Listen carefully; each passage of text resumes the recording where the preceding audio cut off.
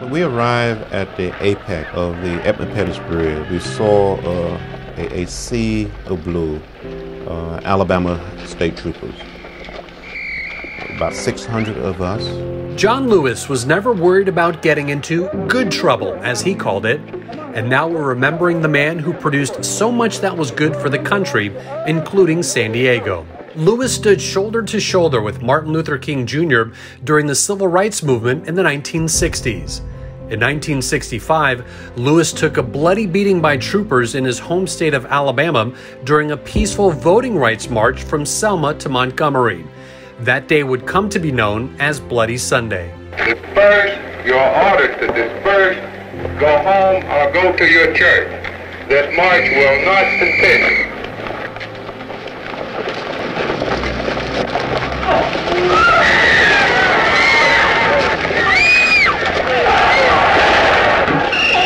In 2014 through Skype, Congressman Lewis took time out of his schedule to connect with third grade students from Oak Park Elementary School, arranged by teacher Mick Rabin. So I'm going to have Congressman Lewis say hello now, okay? Hello? Hi, how you doing? The students asked the congressman questions about civil rights, peaceful protesting, and just about anything else. Can you tell us a little bit about the picture? Yes, I was arrested the first time on February the 27th, 1960 in Nashville for sitting in at lunch counters. The following year, promoting a comic book version of the legendary Selma March, he led an impromptu walk through the main corridor of the San Diego Convention Center during Comic-Con. Some of Rabin's students who showed up joined the line with Lewis right then and there.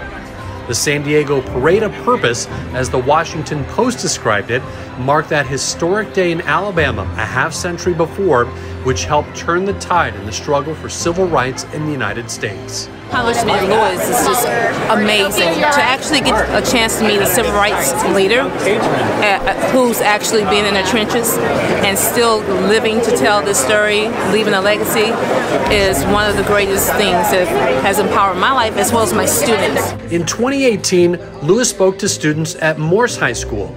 He urged a gym full of students to vote, saying some people over the years had given their lives for that right. He urged students to, quote, never give up and never give in. One of you one day